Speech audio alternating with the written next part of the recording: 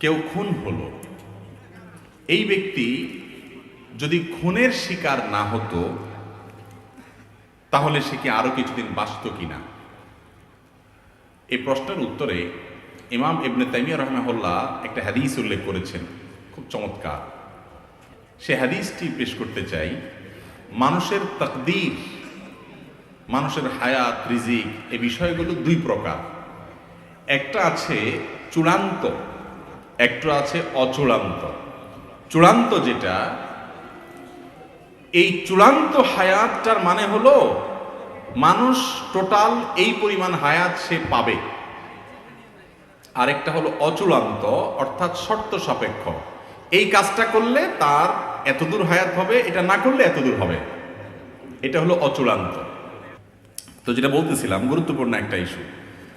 কোনো মানুষ যদি কারোর হাতে খুন হয়, মারা যায়, এই লোকটা তার হায়াত এতটুকুই ছিল যে খুন হয়ে গেছে, নাকি আরো কিছুদিন ছিল, খুন করে বেচারাকে হায়াতটা কমায় দিছে? এর উত্তর হলো তার হায়াত অতদিনই ছিল, তার হায়াত অতদিনই ছিল। এখন প্রশ্ন হবে, তাহলে খুনির দোষটা কি? তার হায়াত শেষ হয়ে গেছে, তার দুনিয়া থেকে যাইতে সে আরো সহযোগিতা না করলো, টাইম তো শেষ, তার তো যাইতেই হবে। তাহলে তারে খুন করে তার টাইম অনুযায়ী যাওয়ার পথটা সুগম করে দিছে, এখন কি দোষ করছে সে? ব্যাপারটা এরকম হয় না? দীর্ঘ আলোচনা করার সুযোগ নাই, শুধু এটুকু বলি, খুনিকে আল্লাহ রাব্বুল আলামিন শাস্তি দিবেন এই জন্য যে তার হায়াত শেষ না শুরু, এটা নিয়ে তো তোমার দায়িত্ব নেই। তোমার কোনো দায়িত্ব, তোমার তো আল্লাহ মালাকুল মউত বানায় নাই, বানাইছে? তুমি অন্য মানুষের হক রক্ষা করবে, কারোর জীবন যেন বিপন্ন না হয় সেই জন্য দায়িত্বশীল থাকবে।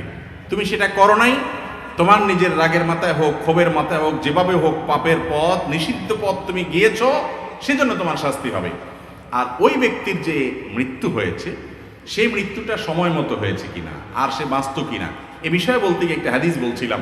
ইবনে তাইমিয়া রাহিমাহুল্লাহ হাদিসটি উল্লেখ করেছেন যে মানুষের তাকদীরকে আল্লাহ রাব্বুল আলামিন দুই প্রকার রেখেছেন, একটা মোবরাম, গায়রে মোবরাম, আর একটা চূড়ান্ত, একটা অচূড়ান্ত। একটা ধরুন, ফর এক্সাম্পল, একজন মানুষের হায়াত হবে 60 বছর চূড়ান্ত, এইটুক সে পাবেই। আর এরপরে এডিশনাল আরো 10 বছর আল্লাহ তাআলা, কারোর জন্য 10, কারোর বছর 12, কারোর জন্য কোনো মেয়াদে আল্লাহ তাআলা এডিশনাল হায়াত রেখেছেন। এই এডিশনাল হায়াতটা বান্দার বিভিন্ন কাজের উপর নির্ভরশীল রেখেছেন। এর অসুখ হবে, অসুখ হওয়ার পরে সে যদি গাড়ি আনে, এনে যদি ডাক্তারের কাছে টাইম মতো নিতে পারে হাসপাতালে, তাহলে সে আরো এত বছর বাঁচবে। যদি না পারে, এর মধ্যে শেষ। এই বিপদটা আসবে।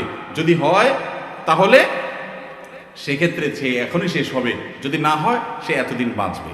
এখন এই যে অচূড়ান্ত হায়াতটা, তাকদীরের যে লেখক ফেরেশতা, তারাও কিন্তু জানে শুধু চূড়ান্তটা, কত বছর কে পাবে, আল্লাহ তাদেরকে এতটুকু জানায় দেয়। অচূড়ান্ত যেটা, ওইটা আল্লাহ ছাড়া এমনকি তাকদীরের লেখক ফেরেশতাও পর্যন্ত জানে না। কিন্তু এই যে চূড়ান্ত অচূড়ান্ত বলছি, ওইটা আমাদের দৃষ্টিকোণ থেকে, আমাদের দিক থেকে, এই দিক থেকে যখন তাকাবেন, আল্লাহ রাব্বুল আলামিনের কাছে অচূড়ান্ত বলতে কোনো কিছু, বান্দার যোগ বিয়োগ করে প্লাস মাইনাস করে কি হবে না হবে, গাড়ি টাইম মতো আসবে কিনা, ডাক্তার টাইম মতো আসবে কিনা, এই লোক খুন করবে কিনা, খুন করতে গিয়ে খুন হয়ে যাবে কিনা, নাকি বেঁচে যাবে, কি হবে, কোথায় গিয়ে দাঁড়াবে, তার টোটাল ফিগার কি দাঁড়াবে, তার সব কিছু আল্লাহ তাআলার কাছে জানা আছে। কথা কি বুঝাইতে পারছি? তো খুনিকে আল্লাহ রাব্বুল আলামিন শাস্তি দিবেন তার অপরাধের কারণে, নিষিদ্ধ পথে পা বাড়ানোর কারণে, আর সেজন্য সে শাস্তি পাবে। আল্লাহ তাআলা আমাদেরকে বুঝার তৌফিক দান করুন।